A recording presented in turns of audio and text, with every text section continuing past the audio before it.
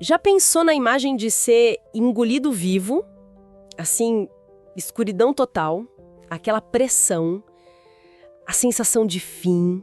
É forte, né? Muito. E essa imagem que vem lá da história de Jonas, na verdade, reflete algo muito humano, sabe? Aquela sensação de estar preso, sobrecarregado. Devorado pelos problemas, talvez. Exato. E nossa análise hoje vai fundo nessa história. Não como um conto qualquer, mas, olha só, como um espelho da nossa autossabotagem hoje em dia. Interessante essa abordagem. Sim, a gente tem aqui umas fontes que olham para isso pela psicologia, até neurociência. É quase um mapa da mente em conflito. Uhum. O objetivo é entender esse padrão do Jonas, de fugir, de se sabotar, e como isso aparece na nossa vida, né? E, claro, achar um jeito de quebrar esse ciclo. Ok, vamos desempacotar isso. Olha, é fascinante mesmo, porque tira a história só do mito, né? Sim, As fontes que a gente consultou citam especialistas diversos, psicólogos, teólogos, que veem Jonas quase como um arquétipo. Um estudo de caso dessa nossa tendência de fugir da responsa, sabe? e as consequências disso. Exatamente. O ponto central é a fuga. Jonas foge de um chamado, de um propósito, mas no fundo, tá fugindo é de si mesmo. É profundo isso. E essa fuga, que ele acha que vai aliviar, na verdade, ela desencadeia o caos.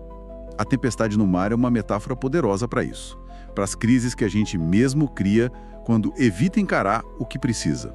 E o paralelo com a vida moderna que a fonte faz é direto, né? Totalmente. Quantas vezes a gente não adia aquela conversa, ou a decisão de mudar de emprego, terminar algo que já acabou, ou enfrentar um vício, sei lá. Pois é, empurra com a barriga. Isso. E a análise sugere que o mar revolto, o navio quase afundando, são as turbulências que vêm dessa evitação.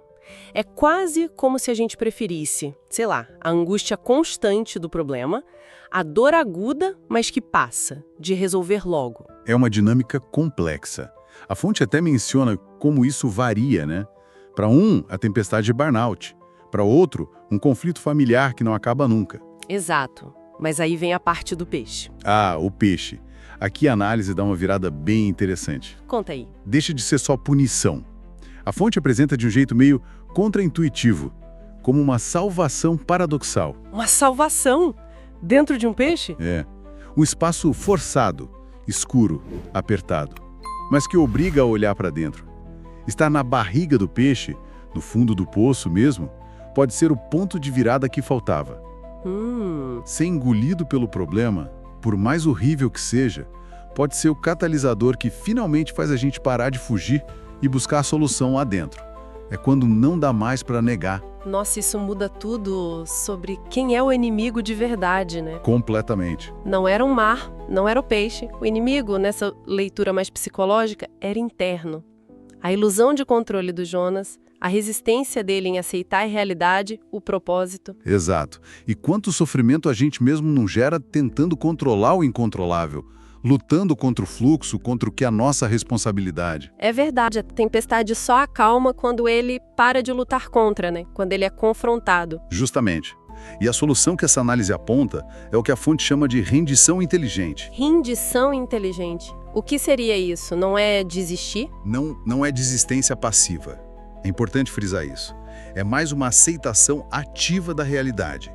Reconhecer onde a gente não tem controle para poder agir onde tem. Entendi. A oração dele dentro do peixe simboliza isso. Ele para de brigar com as paredes e começa a se conectar com algo maior, a escutar. É se alinhar com a realidade mesmo dura para poder mudar. E a fonte destaca a urgência disso, né? De aprender a lição antes da crise ficar gigante. Não precisa esperar ser engolido. Exatamente. A prevenção é sempre melhor. A análise até traz relatos de pessoas que aplicaram princípios parecidos e viram melhoras reais. Não que os problemas sumiram, Não, a mágica não existe. mas a abordagem mudou. Elas pararam de fugir. Os relatos falam de relações mais honestas, carreira mais alinhada, mais paz, só por encarar as tempestades. E sempre tem aquela objeção, né? Ah, mas o meu caso é diferente. A fonte até antecipa isso. Sempre tem. Mas o argumento é que o princípio da autossabotagem pela fuga é meio universal. As circunstâncias mudam, claro. O peixe de um pode ser doença, do outro um fracasso, uma crise existencial. Mas a dinâmica de evitar a verdade e criar mais sofrimento, isso parece um padrão bem humano. Para deixar isso mais prático, a análise até resume a jornada de Jonas num método de 5 passos, quase um guia para quem se vê nesse ciclo. Ah, interessante. Como seria? Primeiro, parar de correr, identificar a verdade que está sendo evitada. Segundo, encarar o mar revolto, assumir as consequências sem culpar fora. Responsabilidade. Terceiro, Usar o peixe como alavanca, fundo do poço como ponto de virada, não de ficar parado. quarto, Cuspir o veneno, largar a mentalidade de vítima ou ressentimento. faz todo sentido. E o quinto? E quinto, cumprir a missão. Fazer o que precisa ser feito, mesmo que doa. Uau! É um resumo poderoso da jornada. Se a gente conecta tudo isso, a mensagem fica bem clara, né? Fica. Fugir do que nos cabe, seja um propósito ou uma verdade chata, geralmente leva a mais sofrimento. A tempestade, o peixe. Mas olha que paradoxo. O ponto mais baixo, a maior pressão, pode ser justamente onde está a semente da mudança. Se a resposta for a certa. Exato. Se a resposta for aceitação ativa e ação alinhada, em vez de mais negação, mais resistência. Então, o que fica disso tudo pra gente? A fonte termina com uma pergunta bem provocativa que eu acho que vale pra todo mundo pensar. Qual seria? Quando a vida der uma segunda chance, sabe? Uma saída de alguma escuridão pessoal, o que vai ser feito de diferente dessa vez? Uma boa reflexão final. Fica aí no ar, para cada um pensar nos seus próprios mares e peixes.